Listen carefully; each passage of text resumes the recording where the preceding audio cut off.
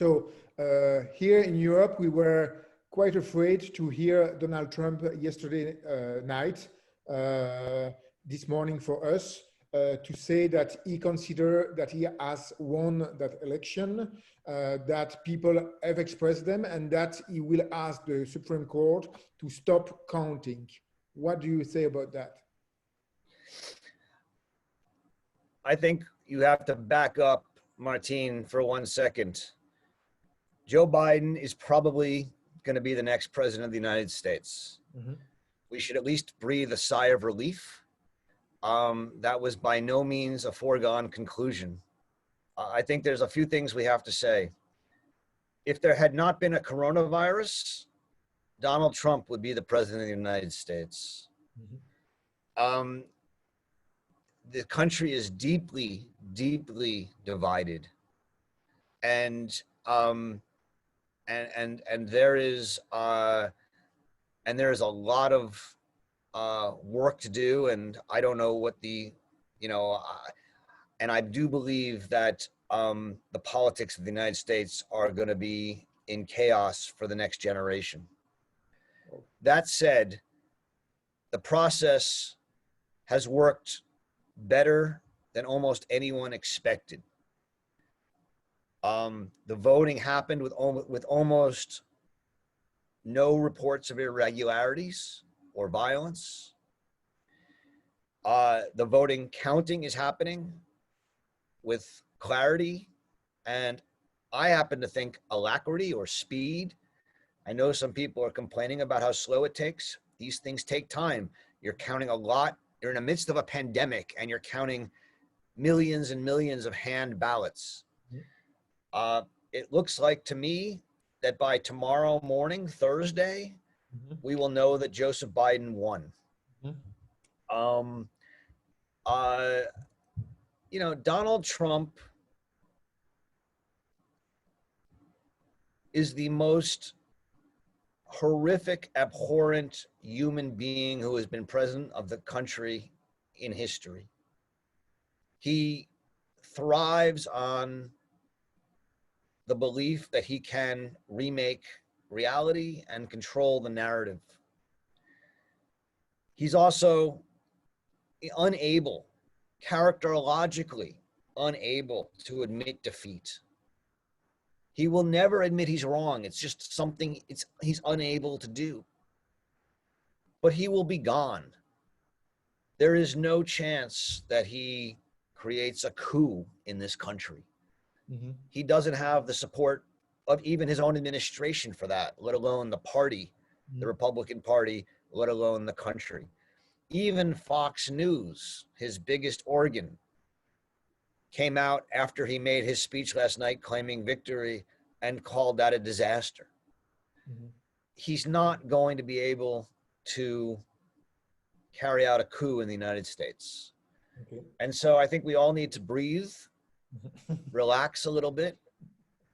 I am deeply upset that Donald Trump won more votes in 2020 than he won in 2016. I think there's a lot of things that people in this country need to still admit to themselves about the failures of the political and economic elites in this country and intellectual elites in this country, and how they are infuriating millions and millions of Americans. There is a lot of work to be done, but the good news is good news. Donald Trump lost. Okay. And he's not going to be able to carry this out, I don't think. Mm-hmm. Currently, meaning this is, by the time this is in print, it will be different, but currently there are 4 states outstanding, mm-hmm. and Donald Trump needs to win all 4 of them in order to win. Mm-hmm. And in all likelihood, Biden will win at least 3 of them and maybe 4 of them. Mm-hmm. But even if Donald Trump wins 3 of them, Biden will win. Mm-hmm. My hope is that Biden wins 3 or 4 of them, mm-hmm. and therefore it's not even close, and the legal challenges disappear. Okay. I'm not so worried about the legal challenges. I think the process will happen. I think the process will be legal, And in the end, I'm fairly confident that that the whoever wins the most votes, electoral votes, will win the presidency, and I think that will be Biden. Okay, just the last question about that. Will Donald Trump recognize quickly his defeat if there is a defeat, or will it take a long time? My guess is no, Martin. I don't, Martin. I don't know, and I don't really think it matters. I mean, it matters from the point of view that it's a terribly sad day that the United States has a president who will not admit defeat.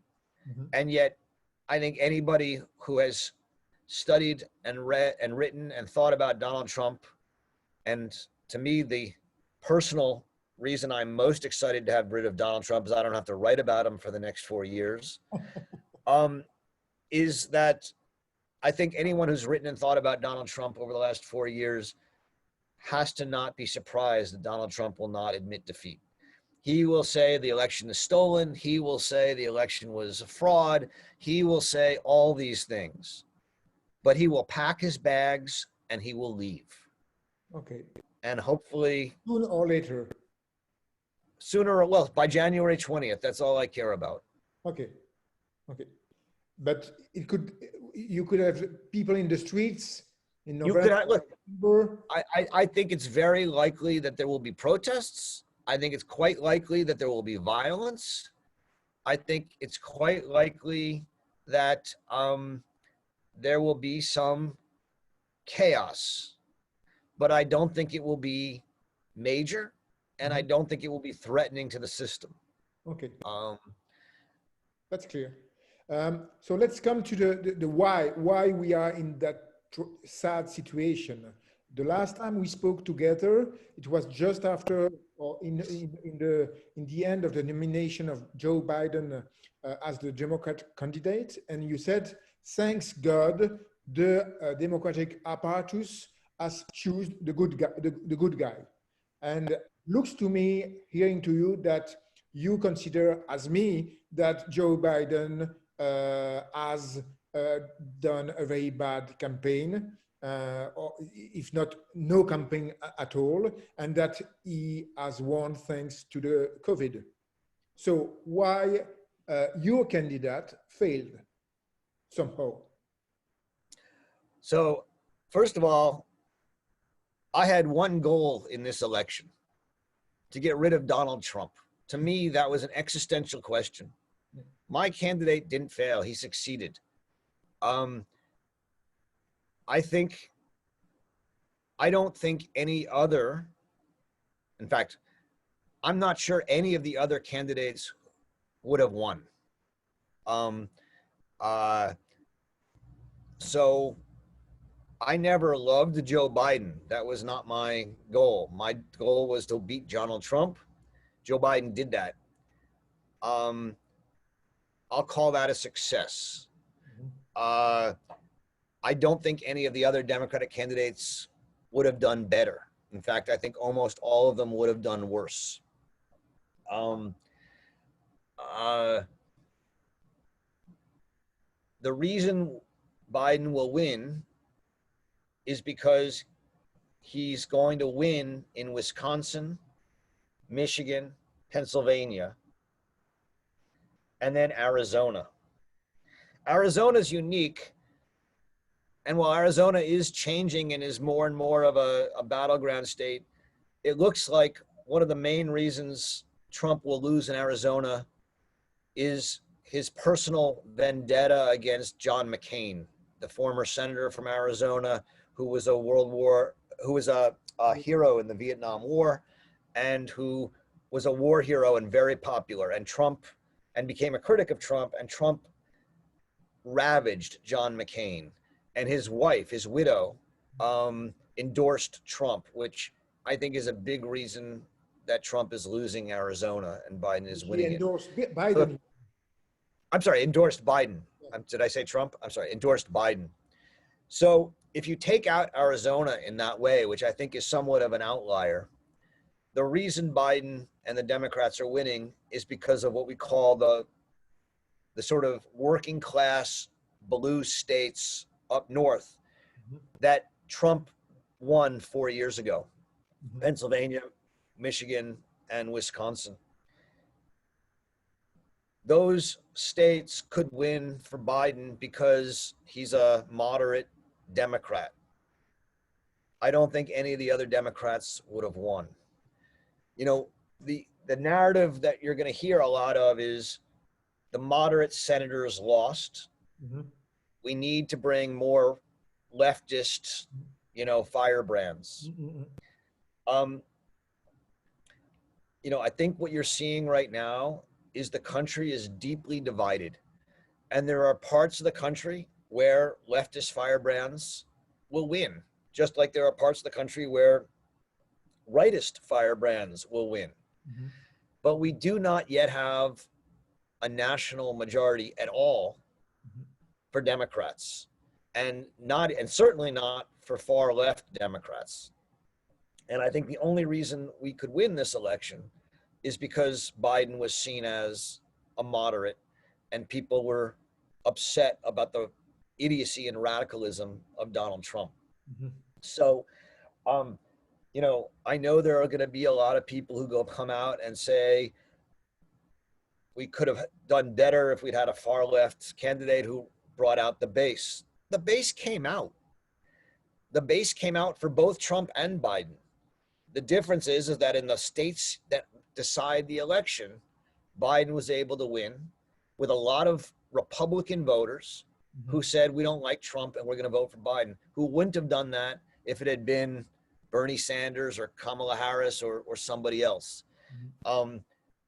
Biden was able to keep the Democratic coalition together and take in enough Republicans and independents and moderates to win. Mhm. I'm not happy with the way the country is. I'm not happy that it was so close. But I think what I hoped for, which is that Biden could win by being a moderate, is what happened. And I Yes, think that's, you, yeah. you add that without the COVID, Trump would have win.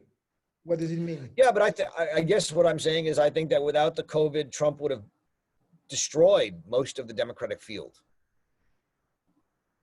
Okay. Um, Okay. it's not, yeah. I mean, I am amazed, I have to admit, at how close it was. Mhm. Um, you know, I thought pre-COVID it was going to be close, but we had a chance of winning. But I now think that was probably optimistic. But I mean, it's simply amazing to me that after the disaster in which COVID was handled by Trump, this election was so close. Um, but again, I don't think it would have been different. Did Biden campaign perfectly? No, of course not. I mean, but no one campaigns. You can always look back on it with hindsight. Um, you know, he won. He had a strategy. His strategy was to win Pennsylvania, Wisconsin, Michigan, and Minnesota. It looks like his strategy worked. It's going to be very close. We always knew it would be close. But I will say this, they had a strategy, they stuck to it, and they won. Okay. I wish they, had won Florida and others. They may still win Georgia. Georgia was very close. It's amazing to see, but they may still win Georgia. And they Besides, won Arizona. here we have the impression that Joe Biden balanced to the left after and took a lot of proposition from the left for his campaign. So he did not a total central campaign, total liberal. He went left. Yeah. I mean, to some degree, yeah. And that's why he lost in Florida and other places. I mean, the main takeaway from Florida is the Hispanic vote went hugely for Trump, Cubans and Venezuelans. And that's because Trump portrayed Kamala Harris and Biden as communists and socialists. Okay. Um, if the candidate had been Kamala Harris and not Biden, that would have been all over the country. And I think it would have been a disaster for the Democrats, Okay. despite what I know people want to think. How to explain the, not the success, but the good campaign of Donald Trump? How to explain that despite the fact that he is a liar, that he fucked up totally the COVID crisis, people like him, people consider that he express their angriness. I don't know how to explain his relative success. Look, Trump has a number of reasons people vote for him, right? One is policy. There are simply some policy voters out there. They like the fact, A, that Trump, quote unquote, kept his promises. Mm-hmm. That's something you hear a lot. Two, they like the fact that Trump fights regulations and took the United States out of the Paris Accords and environmental regulations. Three, they like the fact that Trump has put into the Supreme Court 3 super conservative justices. Mm-hmm. 4, they like the fact that he cut taxes, and that the economy was growing quite well, whether it's his fault or not, or his responsibility or not. So there's these policy voters, and some of them say, we don't like Donald Trump, we don't like how he tweets, we don't like, his person, but we like his policy. The other side of that is that a huge number of the voters in the Republican Party and for Donald Trump are not pro-Trump voters. They are anti-leftist voters. And they believe that the Democratic Party is so radical that it will destroy the fabric of the United States. And they mean by that social welfare system / they call it socialism or communism. They mean by that increased taxes. They mean by that increased regulations. They mean by that let in too many immigrants. And so there's a real fear that of many of the point I think that is important to realize is that a lot of the country does not want what it takes to be a leftist, or they call a radical leftist agenda. And they vote for Trump, not per se because they like Trump, but because they are scared of what they see as a threat. Mm-hmm. Then there are 2 interesting groups. There's the sort of real right-wing identitarians, white men, right? I mean, I just looked at the numbers before I came on to talk to you. White men voted for Trump again. One thing to say is that no Democratic presidential candidate has won the white vote in the United States since 1964, when Lyndon Johnson won it. He was the last one to win it. And that has continued, primarily because of white men. And so, there's like and then this is going to be now I'm going to say something which is going to be a little controversial, but, bear with me for a second. President Trump, like almost every Republican candidate in the last 50 years for president, uses something called a dog whistle. He uses, do you know what a dog whistle is? Does that translate? Dog what? A dog whistle. A dog whistle. It whistles at a very high frequency. Okay. And they say things that are not explicitly racist, but are heard in a way that activate racial fears. Mm-hmm. So law and order and riots and immigrants as rapists and things like that. Mm-hmm. There's no doubt that Donald Trump is a master at the dog whistle. Mm-hmm. And he activates this white working class. But one thing that one of the most important takeaways of this election is that 4 years ago, Trump won 7% of the black vote, which was the highest a Republican had won in years. This year, it looks like he's won 12% of the black vote. Wow. The number of blacks turning away from the Democratic Party is one of the biggest stories of this election. Wow. You're seeing it all over the place. And I think that not only that, Trump won 33% of what's called the Hispanic vote. And there's a lot of reasons, there's a lot of problems with the Hispanic vote because it includes so many various people, Mexicans, Cubans, Venezuelans, whatever, to call it one homogeneous idea. But I think that one of the takeaways from this election will be that Donald Trump has done more to diversify the Republican Party than any Republican in generations. That's going to be a counterintuitive idea. And yet I think it's undeniably true. And if you create a new Republican candidate in 4 years who is able to take the outreach to minorities that Donald Trump has done without the kind of angry, transgressive, off-putting, really in-your-face dog whistling of someone like Donald Trump, this may be the election in which we say the Democratic Party's hold on minority voters ended. And that would be an enormous blow to the Democratic Party.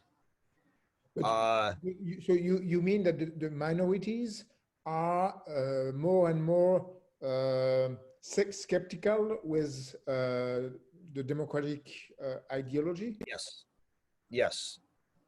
I think that for a long time, so the story, it's a little complicated and I don't, but basically since 1964, right? The Republican strategy has been to use a dog whistle. It's to appeal and activate white voters in the South and the Midwest by fear of race. And what that's meant is that Black and Hispanic voters have had nowhere to go except the Democratic Party. And the Democratic Party has not been good to Black and Hispanic voters. They say, oh, we like you, we're not racist, whatever, but they haven't given them much. Trump began to do something which no one had done before, which is to continue to dog whistle, to continue to use certain racist strategies, but directly appeal to these voters on policy and say to them, don't listen to what I say, listen to what I do. But what I'm going to do for them? What? What does he do for minorities? So he's done, he's really reached out. So for example, he got prison reform passed on a federal level, which is enormous. He's going to be the president that brings, thousands and thousands of African Americans out of jail for drug laws and other laws. He refunded a bill for historically Black colleges that gave an enormous amount of money to historically Black colleges and universities in this country. He has actively worked with Black business organizations to help get rid of regulations and support minority-owned businesses. So what he's done is he's continued to use sort of non-racial dog whistling racist language. I'm putting that very carefully. Non-racial dog whistling racist language to appeal to white voters and to motivate them with a fear of kind of a race class war. But then he said to Black voters, I'm going to get things done for you. And he has. And there's a lot of Black voters. Not, look, we're talking 12%. It's still a small number. Yeah. But I think the number of, I know a lot. I mean, I watched a focus group with some voters in it 3 days ago that Frank Luntz did, a pollster in the United States. And he had 4 voters who had voted for Clinton in 2016 who now were going to vote for Trump, and 6 voters who had voted for Trump who are now going to vote for Clinton. And of the 4 voters who had voted for Clinton and were going to now vote for Trump, 2 were black. Hmm. And to listen to these 2 women in this focus group, they were like, what? Women, we are supposed to think that women are against Trump.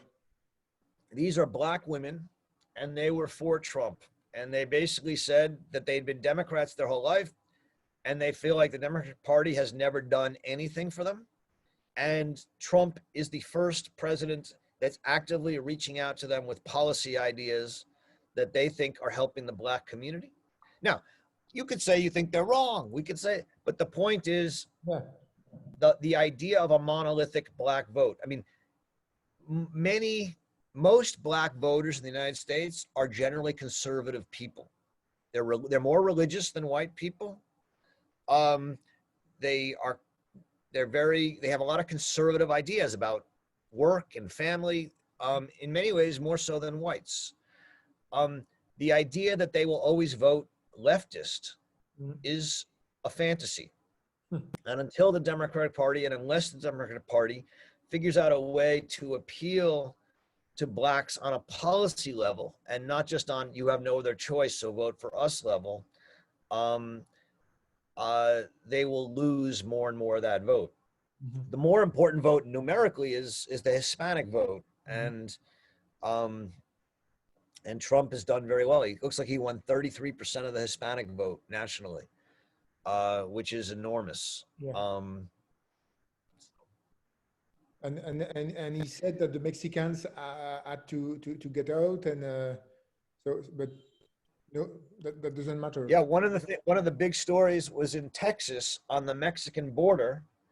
I don't remember the exact district, but on the Mexican border in Texas, in an almost exclusively Hispanic district county that Hillary Clinton won by 60% 4 years ago, Trump won it this year. And so, people keep saying demography. There's a big idea in the United States, Martin, that what's called demography is destiny. Yeah. If that means something to you. Yeah. And a lot of that is, as the country becomes more minority, the Democrats will win. I think that's a mistake. Yeah, I understand. So it looks like you say, here we say American democracy is in a very bad shape. It's Twitter, it's Facebook. It's Trump. It's hard because he's so abrasive.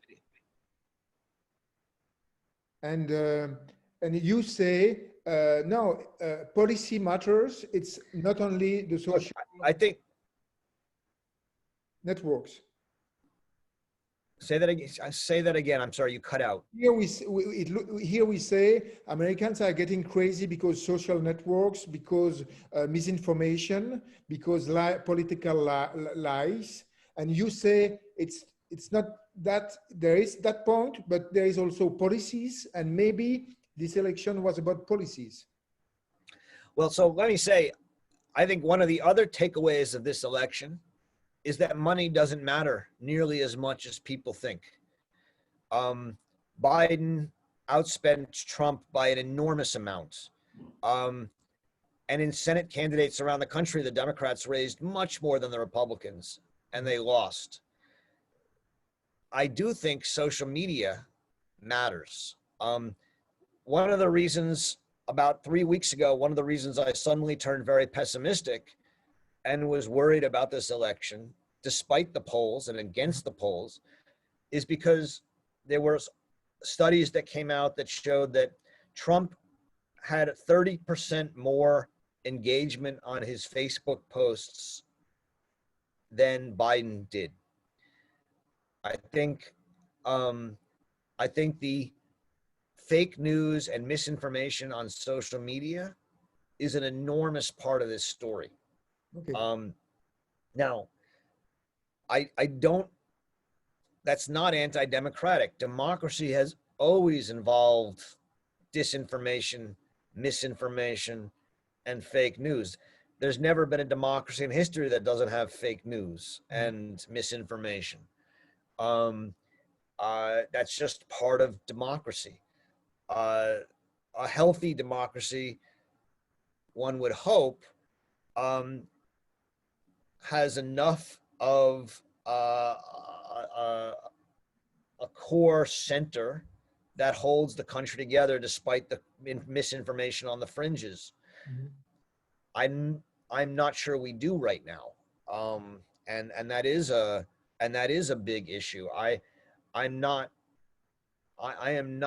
totally confident that America has a good answer to the problem of the breakdown of a common world that we share, and to the ability of social media to use algorithms to actually pull people apart rather than bring them together. So I'm actually quite pessimistic. I think the question of how a democracy can continue to function amidst algorithmically manipulated news on social media is one of the most important questions of our generation. You know, as you know, Martin, the Hannah Arendt Center has a conference every year where we talk about issues. My current thought is that our next conference is going to have to be on social media. I think the question of, you know, everyone wants to regulate social media or have social media regulate what's said, or I don't know if that can happen. I don't know what the answer is, but I don't think we solve this problem until we figure out how we deal with the fact that social media, through the use of algorithms, is actively appealing to people's basest instincts, their worst instincts, and pulling them away from the center, because that's where you get money for advertising. So I think that's a huge problem. And I don't think it's just an American problem. I think that will be a problem in Europe and in Asia. I think social media is a real threat to not democracy, but to the idea of a center. Because what social media allows is to break people up into little groups and then further radicalize them into their groups for economic gain. Yeah. And in democracy, by the past, you win power in the center. And with the social media, you win power at the extreme. Yeah, I mean, you know, here's, you know, Hannah Arendt, right, was someone who believed that you need, that there was a great advantage to have what we call a winner-take-all system in politics. So in the United States, whoever gets a majority wins. In Europe and a lot of other countries, as you know, you get proportional representation.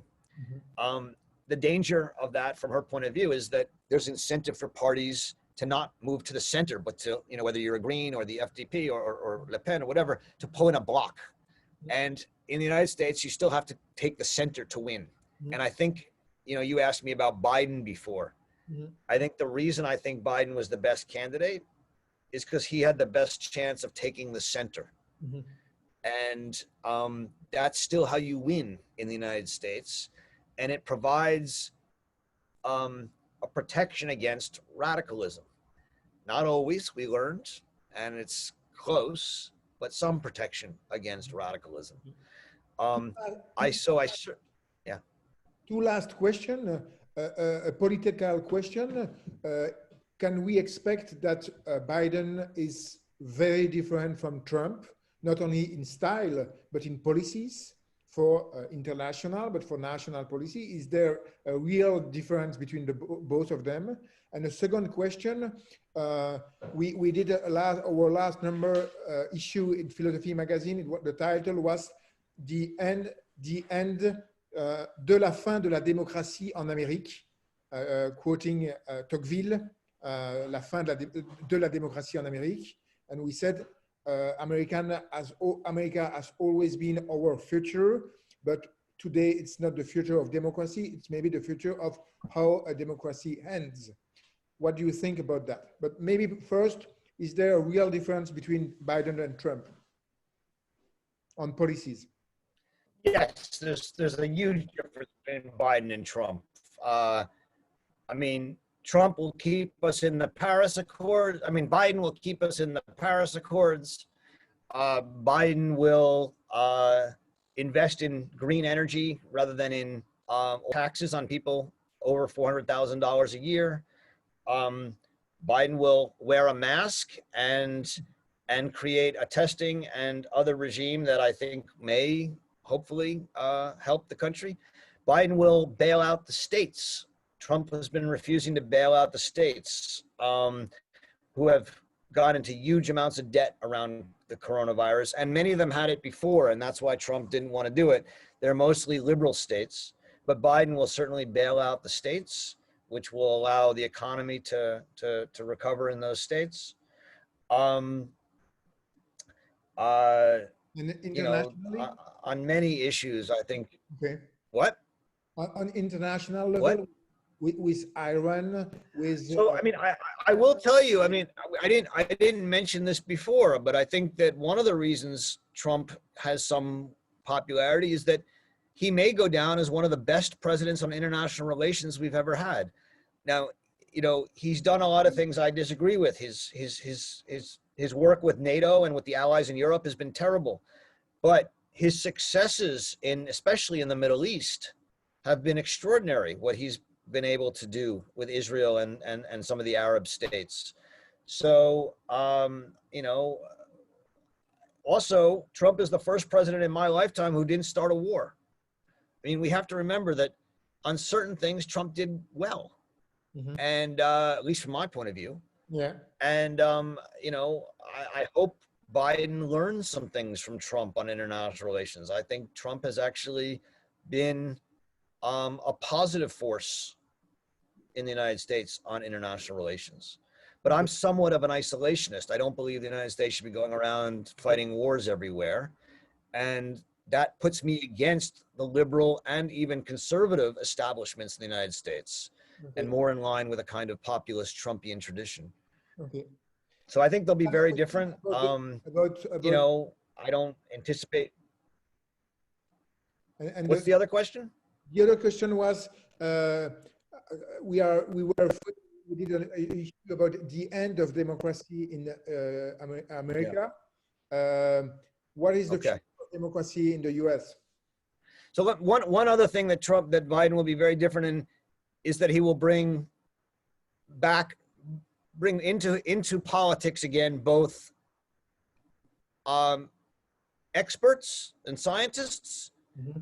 and also he will have probably the most diverse cabinet ever. And so you're going to see a huge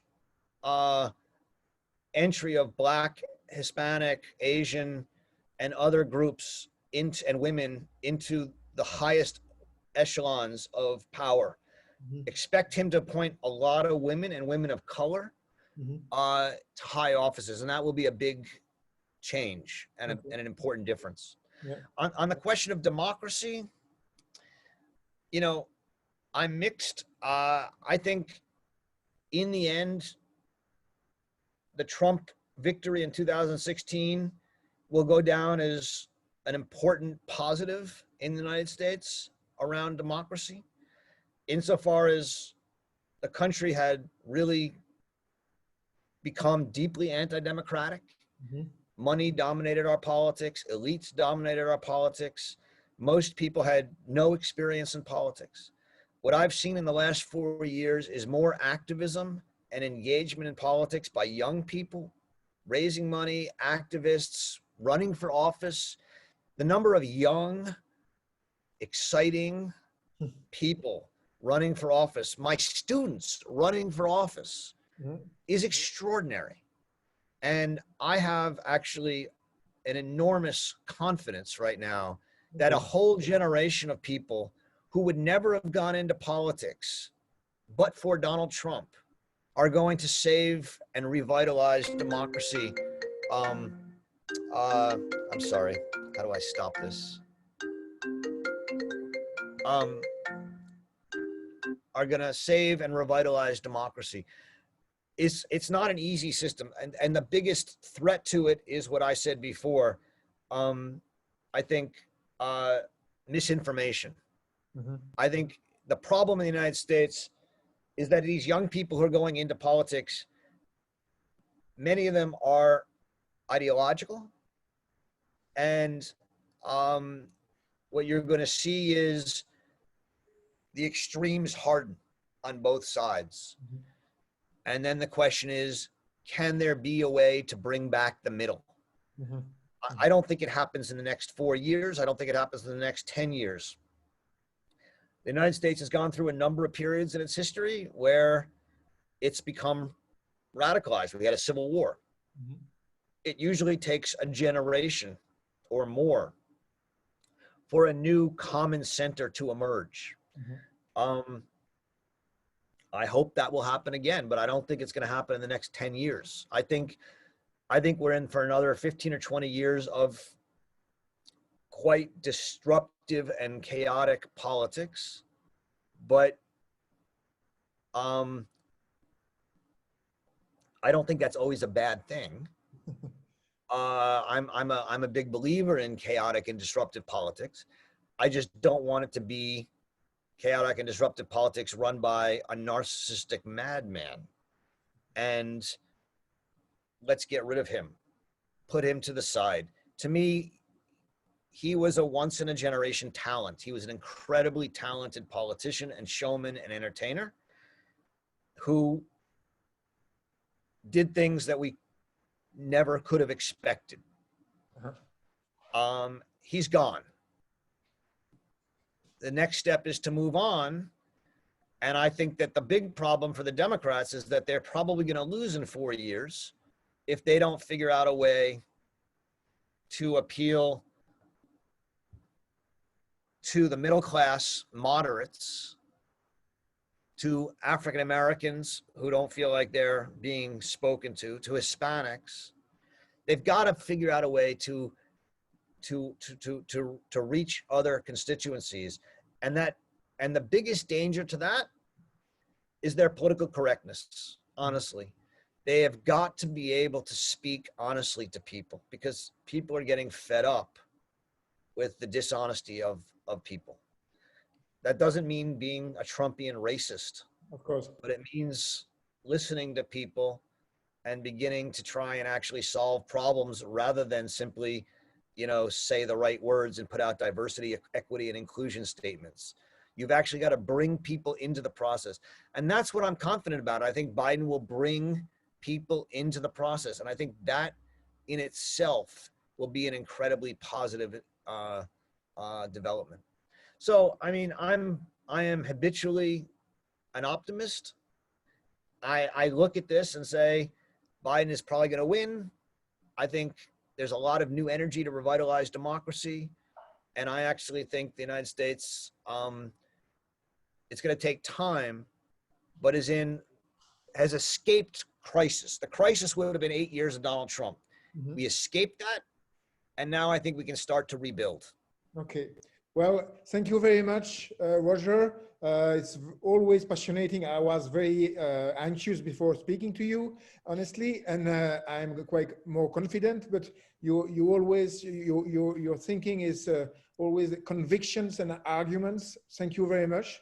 I will send you the transcript before publication, and you can look at it. Okay. Okay. Thank you, Martin. It's been a pleasure. Very much. Can you also send me the video link? Yes. Okay. Thank you, Martin. It's always great to talk to you. Bye-bye. Good luck there. Take care.